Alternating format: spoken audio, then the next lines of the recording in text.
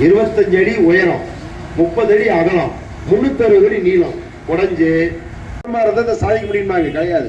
ஒற்றையாளா இருந்தாலும் நம்ம வெயிட்டா நின்று சாதிக்கலாம். நீங்கள் உங்கள் கடமையை தானா கொடுக்கறதில்ல, அழுகும் போதுதான் கொடுப்பாங்க. அது மாதிரி வந்து பாத்தீங்கன்னா இப்ப இருக்கக்கூடிய அரசாங்கம் எல்லாமே பேர் தான் மாறி இருக்கும். திமுக முன்னாடி அதிமுக. புரியுதா உங்களுக்கு? இப்ப வந்து ரொம்ப வந்து பாத்தீங்கன்னா அதிகாரிகளின் அட்டகாசம் ரொம்ப அதிகமாயிருச்சு.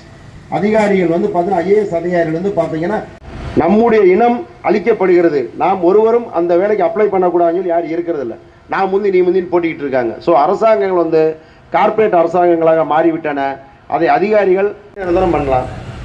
ஒரு நார்மல் சேலரி ஒரு 25,000 ஒரு 30,000 ஒரு பே. அடுத்து வந்து பார்த்தீங்கன்னா உங்களுக்கு இபிஎஃப் அந்த ரிட்டையர்மெண்ட் ஆனதுக்கப்புறம் வந்து ஒரு இபிஎஃப் உண்டு, இபிஎஃப் கொடுக்கலாம். இதெல்லாம் வந்து ஒரு அடிப்படை உரிமை. அடிப்படை உரிமைகளை கொடுக்க எண்முறை மருத்துவர்கள் சங்கம் சார்பாக இன்று நாங்கள் அனைவரும் உண்ணாவிரத போராட்டத்திற்கு வந்திருக்கின்றோம். 13 அம்ச கோரிக்கையை வலியுறுத்தி நாங்கள் அனைவரும் இன்று உண்ணாவிரத போராட்டத்தில் கலந்து கொண்டிருக்கின்றோம். அதாவது எங்களுக்கு 2001 நாங்கள் இந்த சமக்கிர சிக்ஷா திட்டத்தில் பணியாற்றி கொண்டிருக்கின்றோம். இதுவரை எங்களுக்கு எவ்வித இபிஎஃப் போன்ற நலத்திட்ட உதவிகள் எதுவும் கிடையாது. மேலும் பணி வரன்முறை கிடையாது. அரசு மருத்துவமனை மற்றும் அரசு மருத்துவக் கல்லூரியில் வேலை செய்யும் இயன்முறை மருத்துவர்களுக்கு இணையான ஊதியம் எங்களுக்கு கிடையாது.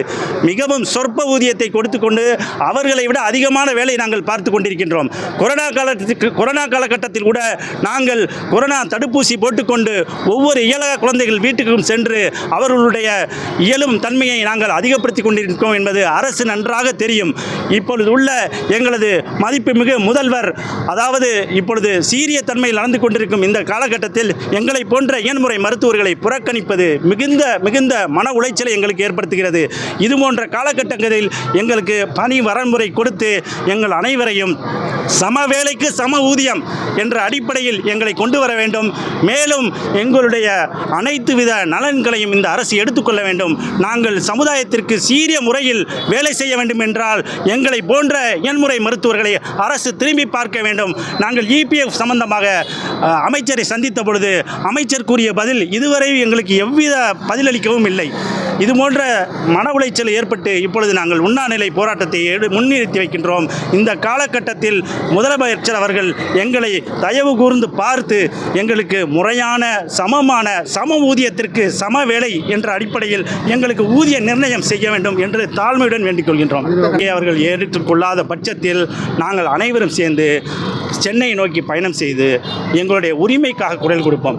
நாங்கள் எவ்வித பஸ் மறியலோ வேறு எதுவும் செய்யவில்லை. நாங்கள் படித்தவர்கள், பண்பாளர்கள், இயன்முறை மருத்துவர்கள் முறையாக அமைதியாக முறைப்படி இந்த வெள்ளை கோட்டுடன் நாங்கள் நின்று எங்களுடைய உண்ணாநிலை போராட்டம் போன்ற வேறு அற்புதமான போராட்டங்களை முன்னிறுத்து அரசை கவனம் எங்கள் பக்கம் திரும்பச் செய்வோம் என்று இதன் மூலம் கூறிக்கொள்கின்றோம். டாக்டர் ரபிக் ராஜா மற்றும் சக இயன்முறை மருத்துவர்கள், சிவகங்கை மாவட்டம்.